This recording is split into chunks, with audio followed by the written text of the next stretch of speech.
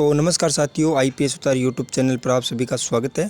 आज साथियों इस वीडियो के अंदर हम बात करने वाले हैं नगरपालिका सफाई कर्मचारी भर्ती पर। नगरपालिका सफाई कर्मचारी भर्ती के फॉर्म है वो पूरे भरे जा चुके हैं और कब तक इसके प्रैक्टिकल होंगे, क्या पहले इसमें प्रैक्टिकल होगा या फिर लॉटरी सिस्टम पहले होगा, क्या होगा उस पर संपूर्ण चर्चा करने वाले हैं। क्या क्या इसमें डॉक्यूमेंट हमें लेके जाने हैं साथ में और कब से यह प्रक्रिया शुरू होगी, संपूर्ण प्रक्रिया इस वीडियो के अंदर बताने वाला हूं। तो प्लीज़ साथियों वीडियो अंत तक जरूर देखना। अब साथियों सबसे पहले बात करें कि राजस्थान में जो लोकसभा चुनाव थे वो 2 चरणों में होने हैं। एक 26 अप्रैल से हैं और एक आपको पता है आपके 19 अप्रैल को हो गए हैं। अब 19 अप्रैल को जो चुनाव हुए हैं उनको देखते हुए भी 26 जो अप्रैल के चुनाव है उनको कंप्लीट कराने के बाद में कोई जो प्रक्रिया है इस भर्ती संबंधित स्टार्ट होगी, क्योंकि जितने भी गवर्नमेंट कर्मचारी है सभी इस चुनाव के अंदर लगे हुए हैं, उनकी ड्यूटी वहाँ पर लगी हुई है। तो ये संभव नहीं है कि साथ में ये भर्ती प्रक्रिया शुरू करके इसको कंप्लीट करवाया जा सके। यह प्रक्रिया साथियों आपको पता है कि हर नगर निगम के अंदर प्रैक्टिकल चलेगा। आपने जो भी नगरपालिका का चयन किया वहाँ से आवेदन किया, आपका प्रैक्टिकल और आपका इंटरव्यू और जो भी संपूर्ण प्रक्रिया आपकी प्रोसेस है वो उस नगर निगम पर ही कंप्लीट होगी।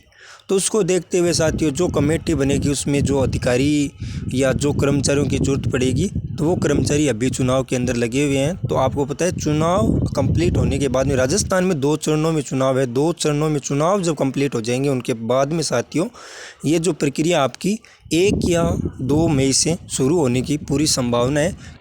अब रही बात साथियों डॉक्यूमेंट की, तो साथियों डॉक्यूमेंट आपको पता है कि एक तो आपका अनुभव प्रमाण पत्र है वो होना चाहिए साथ में, उसके बाद में जो चरित्र प्रमाण पत्र है और आपकी फ़ोटो है और अपडेट आपका जन आधार होना चाहिए।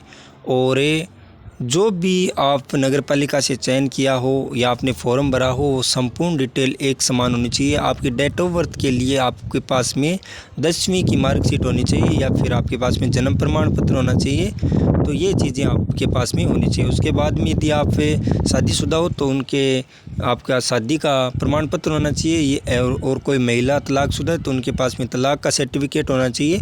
और यदि कोई विधवा महिला है तो विधवा का सर्टिफिकेट उनके पास में होना चाहिए।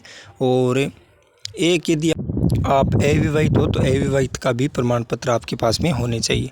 और साथियों एक आपके लिए ज़रूरी सूचना ये है कि जितने भी आपके डॉक्यूमेंट हो उनमें आपकी डेट ऑफ बर्थ और पिता का नाम, माता का नाम और स्वयं का नाम एकदम सही होना चाहिए। कहीं पर भी किसी प्रकार की यदि त्रुटि है तो अभी से आप सही करवा लो।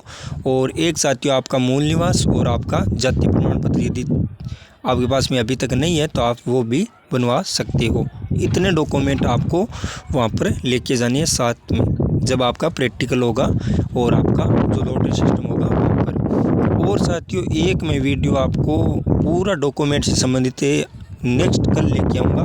तो प्लीज़ साथियों आप मेरे चैनल को सब्सक्राइब कर दें और वीडियो को लाइक कर दें अपने साथी तक, ताकि उनको भी पता चल जाए इस भर्ती में क्या क्या इंपॉर्टेंट डॉक्यूमेंट लेके जाने हैं। ओके, धन्यवाद साथियों, जय हिंद।